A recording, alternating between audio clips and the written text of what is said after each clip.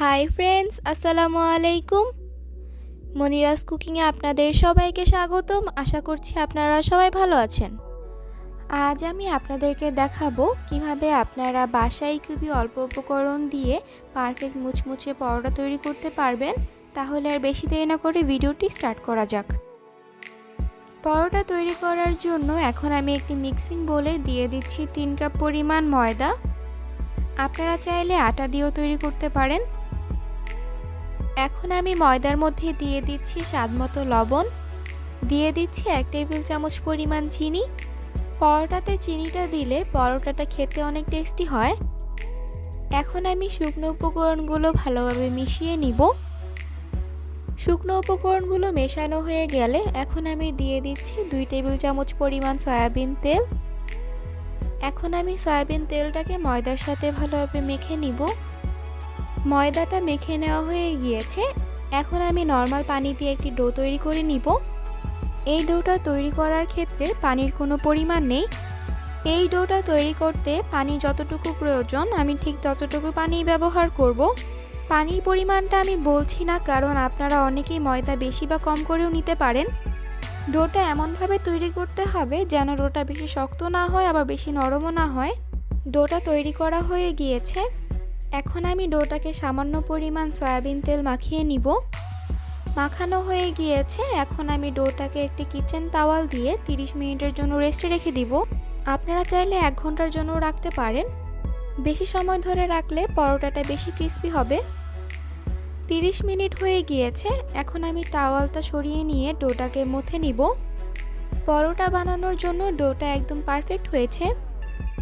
আমি যেই বোর্ডের ওপর ডোটাকে মথে নেব সেই বোর্ডে এখন আমি সামান্য পরিমাণ সয়াবিন তেল মেখে নিচ্ছি। এখন আমি সেই বোর্ডের ওপর ডোটাকে ভালোভাবে মথে নিব। ডোটা ভালোভাবে মথে নেওয়া হয়ে গিয়েছে। এখন আমি ডোটাকে পরোটা তৈরি করার জন্য কয়েকটি ভাগে ভাগ করে নিব। ডোটাকে পরোটা তৈরি করার জন্য ভাগ করে নেওয়া হয়ে গিয়েছে। এখন আমি পরোটা বেলে নিব। পরোটা বেলার জন্য এখন আমি ডোয়ের একটি অংশ নিয়ে তার উপর ময়দা দিয়ে পরোটা বানিয়ে নিব। আমি যেহেতু পরোটাটাকে স্কোয়ার শেপে তৈরি করব, তাই আমি প্রথমেই একটি রুটি বেলে নিব। রুটিটা বেলে নেওয়া হয়ে গিয়েছে। এখন আমি রুটিটাকে স্কোয়ার শেপে সেট করে নিব। রুটিটা স্কোয়ার শেপ করে সেট করে নেওয়া হয়ে গিয়েছে। এখন আমি সেট করা রুটিটাকে ময়দা ছিটিয়ে দিয়ে সেটাকে বেলে নিব। পরোটাটা স্কোয়ার শেপে বেলা হয়ে গিয়েছে। পরোটাটা বেশি মোটাও হবে না আবার পাতলাও হবে না, ঠিক এরকম হবে। আপনাদের বোঝার সুবিধার্থে এখন আমি আরেকটি পরোটা বানিয়ে দেখাচ্ছি।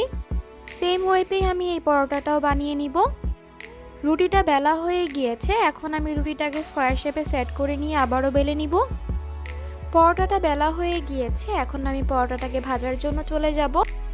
পরোটাটাকে ভাজার জন্য চুলায় একটি প্যান গরম করে নিয়েছি। এখন আমি পরোটাটাকে প্যানের মধ্যে দিয়ে দিয়েছি। এখন আমি পরোটাটাকে হালকা ভেজে নিব। পরোটাটার এক পাশ হয়ে এসেছে, তাই আমি উল্টিয়ে দিয়েছি। পরোটাটার আরেক পাশ হয়ে এসেছে। এখন আমি পরোটাটাকে উল্টিয়ে দিব। পরোটাটাকে চেপে চেপে ভালোভাবে ভেজে নিতে হবে।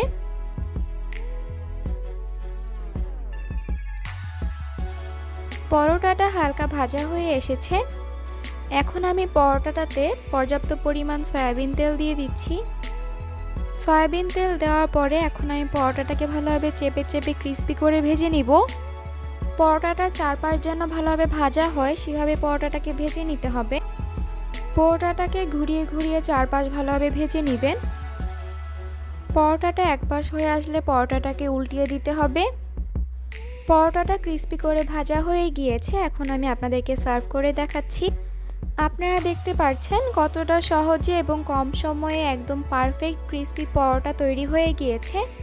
আপনারা এই পরোটাটা বাসায় একবার বানিয়ে না খেলে বুঝতেই পারবেন না এই পরোটাটা কতটা মজার এবং ক্রিস্পি। আপনারা আমার রেসিপিটি বাসায় অবশ্যই ট্রাই করে দেখবেন। আশা করছি আপনাদের কাছে আমার আজকের এই রেসিপিটা ভালো লেগেছে। ভালো লাগলে আমার ভিডিওটিতে একটি লাইক দিবেন এবং আমার এই ভিডিওটি আপনার ফ্যামিলি এবং ফ্রেন্ডসদের সাথে শেয়ার করবেন। আমার চ্যানেলটি সাবস্ক্রাইব করে পাশেই থাকবেন। আজকের মতো তাহলে এখানেই বিদায় নিচ্ছি। সবাই ভালো থাকবেন। আল্লাহ হাফেজ।